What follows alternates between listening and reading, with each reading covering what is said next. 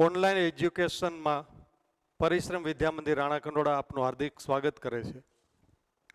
ચાલો વિદ્યાર્થી મિત્રો, ધોરણ 12ના આજે આપણે એક એવા કવિકૃત કાવ્યનો પરિચય મેળવવાનો છે જે ગુજરાતી ભાષાના આદ્ય કવિ તરીકે નામાંકિત થયેલા છે.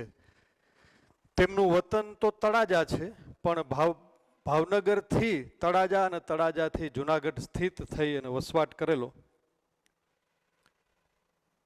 તેમણે કુંવરબાઈનું મામેરું, હાર, હુંડી, શ્રાદ્ધ જેવી આત્મચરિત્રાત્મક કાવ્ય રચનાઓ આપી ગુજરાતી ભાષાને ઘણી સમૃદ્ધ કરી છે.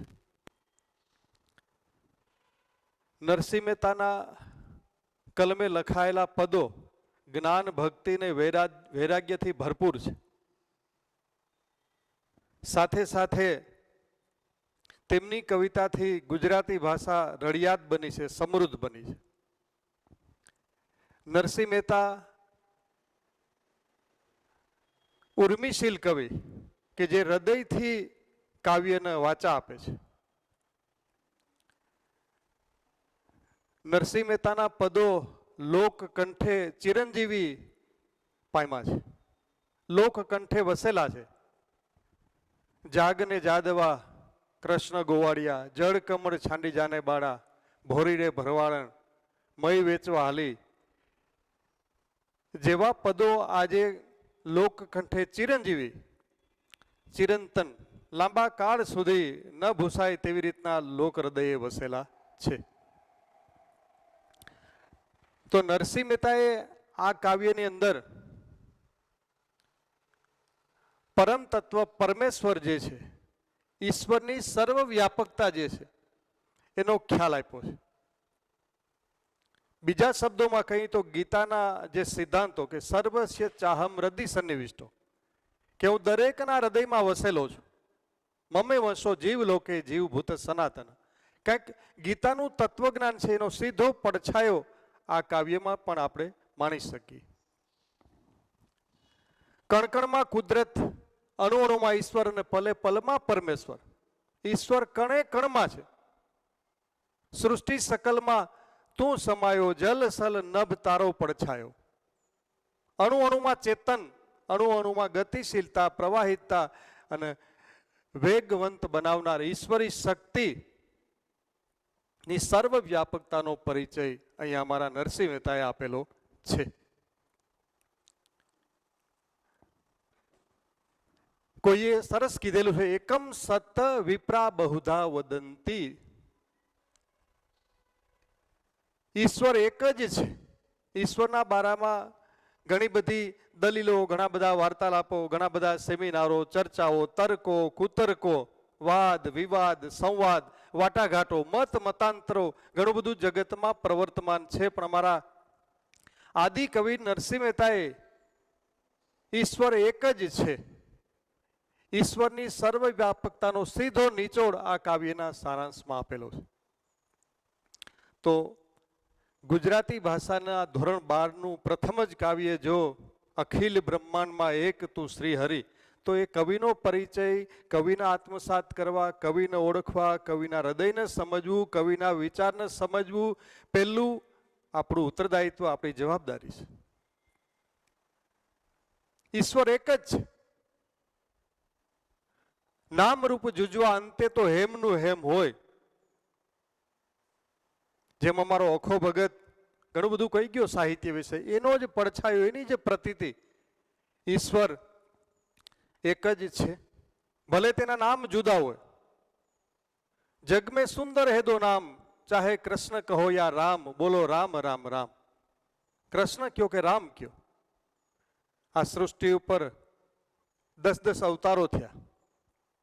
આ ધરતીની માટી ભાઈ દુનિયામાં નિરાળી, આપણી ભૂમિ પર 10-10 અવતારો થયા. તો નામાભિધાન એના અલગ અલગ હશે, બનવા જોગશે.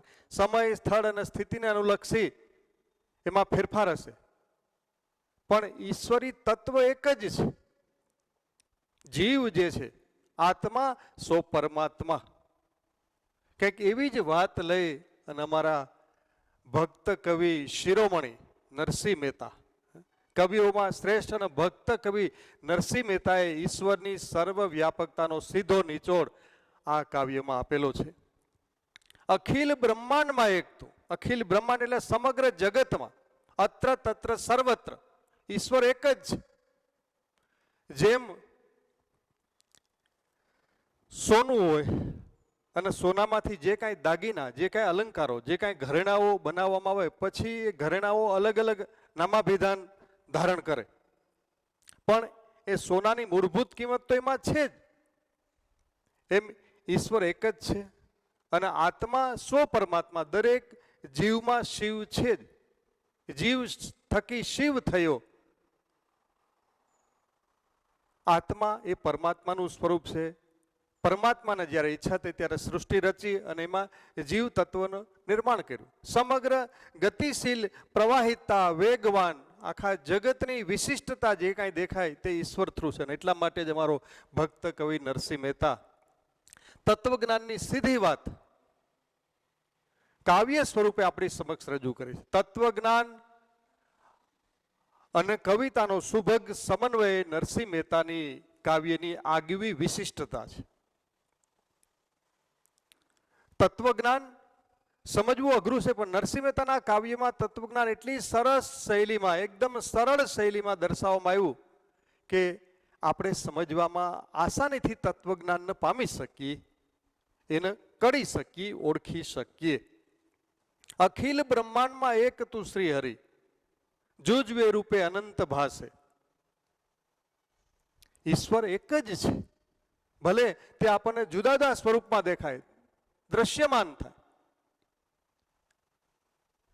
સમગ્ર દુનિયાના લોકો પોતપોતાની માન્યતા પ્રમાણે, પોતપોતાની રીતિ પ્રમાણે, પોતપોતાની રુચિ પ્રમાણે, પોતપોતાની પસંદગી પ્રમાણે ઈશ્વરના અલગ અલગ રીતના પૂજન કરતા હોય, એનું સ્તવન કરતા હોય, એનું કીર્તન કરતા હોય, એનું નામાભિધાન કરતા હોય, એની તારીફ કરતા હોય, એનું ગુણગાન ગાતા હશે, સંદેહ નથી. પણ એમાં રહેલું મૂળભૂત તત્વ, ઈશ્વરી તત્વ જે છે તે એક જ છે. એટલે કે ઈશ્વરની સર્વવ્યાપકતા. કણે કણમાં કુદરત છે, પલે પલમાં પરમેશ્વર છે, અણુ અણુમાં ઈશ્વર. કોઈ પણ વસ્તુ નિર્જીવ વસ્તુ છે, પણ છતાં એમાં ચેતન તત્વ જે છે એ સંચારિત થાય. કારણ કે પરિવર્તન છે ને, પરિવર્તન એ પ્રકૃતિનો નિયમ છે ને. જો પરિવર્તિત કોઈ પણ ચીજ વસ્તુ થતી હોય તો એમાં ચેતન છે જ, સજીવતા છે જ. કંઈક આવી તત્વજ્ઞાનની વાતો કાવ્યાત્મક વાણીમાં, સરળ પ્રાસાદિક વાણીમાં સરસ મજાની શૈલીથી આપણી સમક્ષ આદિ કવિ અમારો નરસિંહ કાવ્ય સ્વરૂપે લઈને આવે છે. અખિલ બ્રહ્માંડમાં એક તું શ્રી હરિ. સૃષ્ટિ સકલમાં ઈશ્વર તત્વ છે. સૂર્ય ચમકે છે, ચાંદો ચમકે છે, નદીઓ વહે છે, ફૂલડાઓ સુગંધ આપે છે. જ્યાં જ્યાં સમગ્ર સૃષ્ટિ ઉપર કાંઈ ને કાંઈ વિશિષ્ટ તત્વ છે એ ઈશ્વર થ્રુ છે, ઈશ્વરના આભારી છે. મતલબ કે સમગ્ર સૃષ્ટિનો સંચાર, સમગ્ર સૃષ્ટિનું ચક્ર જે ગતિમાન છે, સમગ્ર સૃષ્ટિનું વૈશિષ્ટ્ય છે તે ઈશ્વરને આભારી છે. ઈશ્વર એક જ છે. કોઈ રામનું ભજન કરે, કોઈ શિવનું ભજન કરે, કોઈ કૃષ્ણનું ભજન કરે, કોઈ દેવી દેવતાઓનું ભજન કરે, કોઈ સતી સુરાઓનું ભજન કરે, કોઈ જતી યોગી નું ભજન કરે, પણ વ્યક્તિ વિશિષ્ટ ઈશ્વર તત્વ એની અંદર પણ સમાવિષ્ટ છે. આવો અમારો નરસિંહ મહેતાનો તત્વજ્ઞાનનો નિચોડ, તત્વજ્ઞાનનો સારાંશ આપેલો છે. તો પેલું જ આપણું કાવ્ય અખિલ બ્રહ્માંડમાં, અને ધોરણ 12 ની અંદર નરસિંહ મહેતાનું જો પ્રથમ કાવ્ય સમાવિષ્ટ કરવામાં આવ્યું હોય તો એની પાછળની કાંઈક હેતુ તો હોય ને. કારણ કે અમારો આદિ કવિ, આદ્ય કવિ નરસિંહના જીવન કવનની વાતો પણ આપણે જાણી કે ભલું થયું ભાંગી જંજાળ, સુખેથી ભજશું શ્રી ગોપાલ. નરસિંહ મહેતાના પરિવારના સદસ્યો એક પછી એક ઉત્તરોત્તર કાળનો કોડિયો બન્યા, પણ નરસિંહ મહેતાની જે ફિલોસોફી, નરસિંહ મહેતાની જીવન જીવવાની વૃત્તિ, નરસિંહ મહેતાની વિચારધારા જે છે એમાં કોઈ પણ જાતનો ફરક ન પડ્યો. શા માટે? તો કે ભક્ત કવિ શિરોમણી નરસિંહ ઈશ્વરના અનન્ય આરાધક, ઈશ્વરના અનન્ય ભક્ત હોવાને નાતે કુદરતે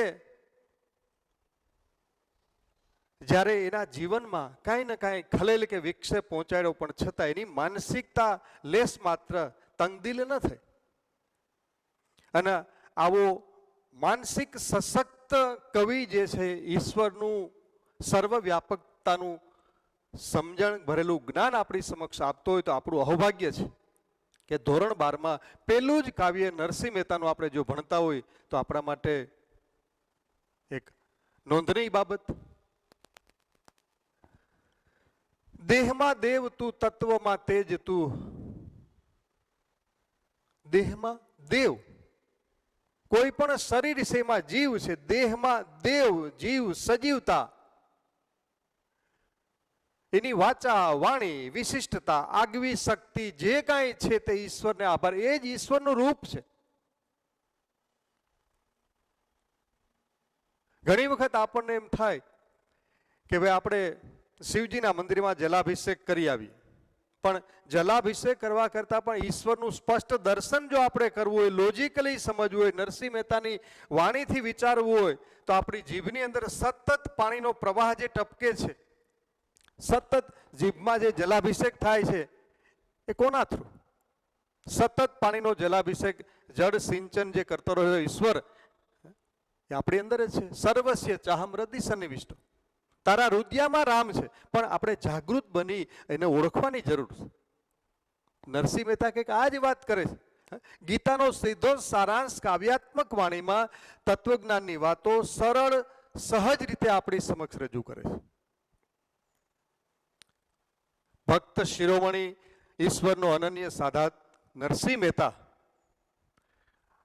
ગુજરાતીનું પહેલું કાવ્ય આપણે જો સમજવાનો મોકો મળ્યો હોય તો આપણું અહોભાગ્ય, આપણા માટે ધન્ય ઘડી કહેવાય કે આવા મહાન ભક્તનું કાવ્ય અને તત્વજ્ઞાનથી ભરેલી વાતો આપણે સમજીએ,